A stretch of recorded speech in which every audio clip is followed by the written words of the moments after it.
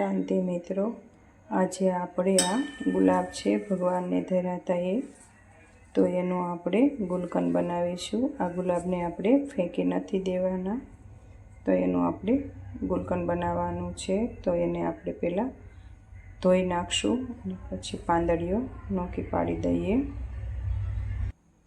જો આ મેં ગુલાબની પાંદડીઓ છૂટી પાડીવાળી છે અને ધોઈ અને કોરા કરીવાળા છે। તો આ ગુલાબ સરસ રીતે આપણે ઉપયોગ કરવાનો છે અને આપણે નોખું પાડી દીધું છે। હવે આપણે આને આગળની પ્રોસેસ કરવી। કોક આવી ખરાબ પાંદડી હોય એ આપણે એમાંથી હટાવી લેવાની છે। તો ચાલો હવે આપણે આગળની પ્રોસેસ ચાલુ કરીએ। આ આપણે 250 ગ્રામ ગુલાબની પાંદડીઓ છે અને તો આ સામે મેં 300 ગ્રામ સાકર લીધી છે। હવે આપણે આ ગુલાબની પાંદડીઓ ખાંડી લેવાની છે અને સાકરને આપણે ઝીણી મિક્સર જારમાં દળી લઈએ। જો આ આપણે સાકર દળી લીધી છે। હવે આ ગુલાબની પાંદડીઓ છે એ ખાણીમાં આપણે ખાંડી લેવાની છે। જો હવે મેં એક આ ખાણી દસ્તો લીધો છે, એમાં આપણે થોડા થોડા ગુલાબના પાન લઈ અને ખાંડી લેવાનું છે।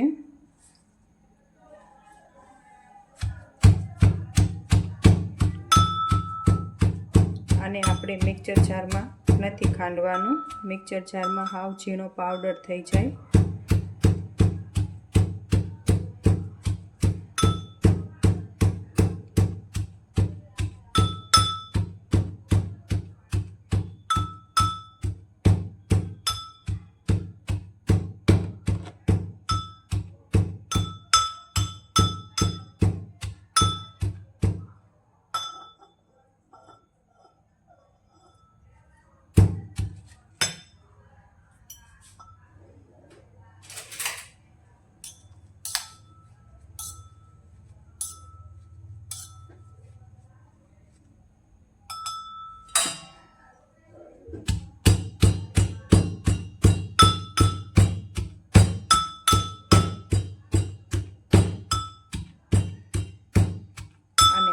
આ રીતે આખું પાકું રહે એવું ખાંડવાનું છે, હાવ ઝીણું નથી કરવાનું।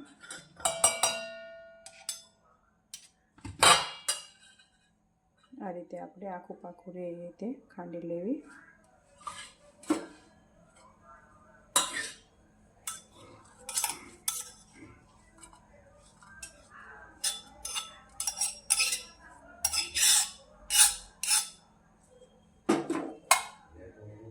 કોક એવી પાંદડી હોય તો આપણે લઈ લેવાની। આવી જ રીતે આપણે બધું ખાંડી લેવાના છે ગુલાબના પાન। જો આ રીતે આપણે બધું ગુલાબની પાંદડીઓને ખાંડી લીધી છે।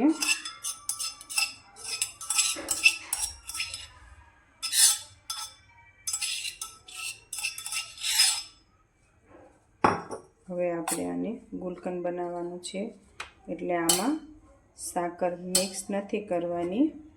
તો હવે હું આને પહેલાં પાંદડીઓ જે આ ખાંડી હતી એ આમાં થોડી વાર લઈ લઈશ।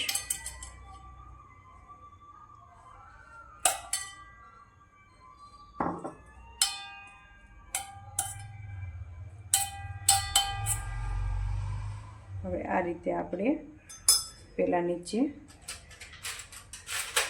ગુલાબની પાંદડીઓ નાખી છે। હવે એમાં આપણે જે આ દળેલી સાકર છે એને આપણે આ રીતે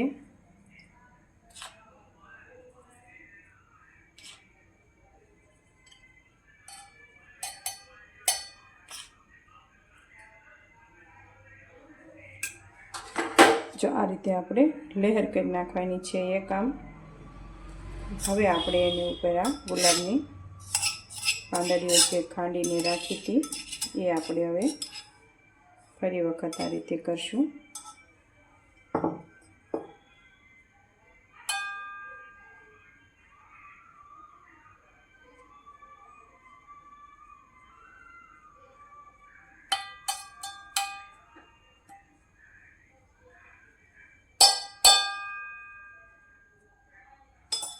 હવે આપણે પાછું એક સાકરની લેયર કરી નાખવાની છે.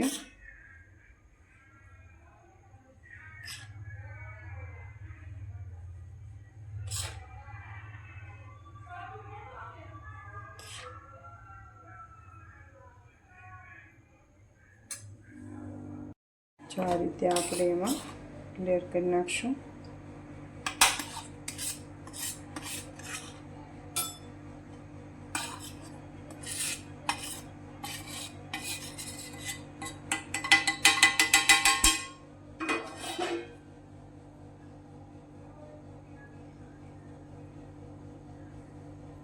જો આ રીતે આપણે લેયર કરી વાળી છે. હવે આપણે આને આખી રાત આપણે આમનામ રહેવા દેવાનું છે.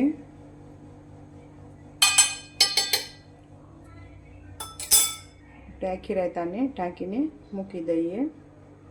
જો આ રીતે આપણે આખી રાત રહેવા દીધું હતું અને સવારમાં આવું એક પડ થઈ ગયું છે. હવે આપણે આને મિક્સ કરી લેવાનું છે.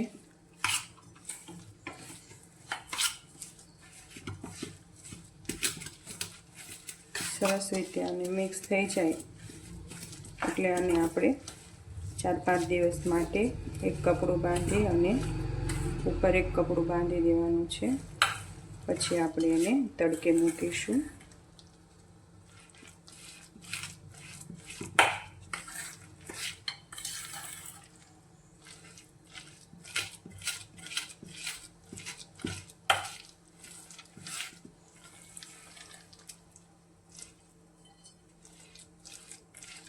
જો આ રીતે આપણે ભગવાનને યાદ કરતાં કરતાં મિક્સ કરી દઈએ. આવું વાસણ પકતું લેવાનું એટલે તડકો બધે લાગી શકે. એક લેયર જેટલું જ રહેવાનું જાડું. જો આ રીતે સરસ મિક્સ થઈ ગયું છે. હવે આપણે આને કપડું બાંધી અને તડકે મૂકી દઈએ.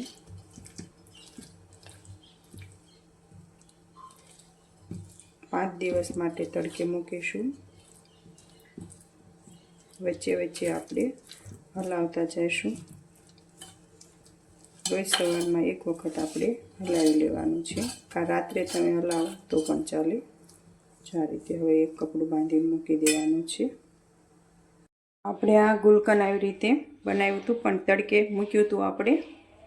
હવે આ રીતે આપણે ગાંઠ છોડી લઈએ. આ મેં 3 દિવસ તડકે રાખ્યું હતું. હવે આપણે જોઈ લઈએ. સરસ આપણું ગુલકન રેડી થઈ ગયું છે.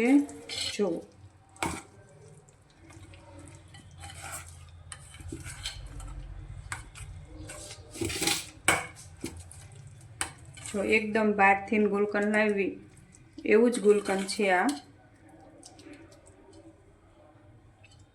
જો આપણે ગમે ત્યારે કથા હોય કે ગમે ત્યારે પ્રસાદના ફૂલ હોય તો આ રીતે તમે ફેંકી દેતા હોય તો ના ફેંકી દેતા. તો તમે આ રીતે ગુલકન બનાવી અને મુખવાસમાં વાપરી શકો છો કે આનું દૂધ કોલ્ડિંગ પણ તમે કરી શકો છો. જો આ રીતે આપણું ગુલકન રેડી છે. હવે આપણે એક બોટલમાં અને એરટાઈટ બોટલમાં ભરી લેવાનું છે. તો આ ગુલકનને તમે 12 મહિના સુધી સ્ટોર કરી શકો છો અને કાંઈ પણ થતું નથી. તો તમે પણ ચોક્કસથી આવું ગુલકન બનાવજો. જો આ રીતે મેં એક કાચની બરણી લીધી છે. આ ગુલકન હું કાચની બરણીમાં ભરી લઈશ. તમારી પાસે કાચની હોય તો કાચની, નકર પ્લાસ્ટિકની હોય તો પ્લાસ્ટિકની પણ તમે લઈ શકો છો. જો આવી રીતે ચોક્કસથી તમે ઘરે ગુલકન બનાવજો. આ ખાવામાં પણ બહુ સરસ હોય છે. તમે એક વખત આ ખાશો તો બહારનું ગુલકન લાવવાનું ભૂલી જશો.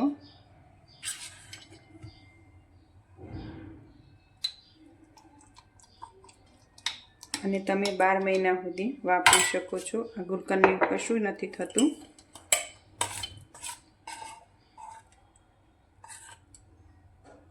કારણ કે આમાં આપણે નેચરલ હોય છે. ઓલામાં આપણે એસેન્સ આવતું હોય. આમાં તમે ફ્લેવરમાં એલચી ગમતી હોય તો તમે આમાં એલચી નાખી શકો છો. પણ હું એલચી નથી નાખવાની.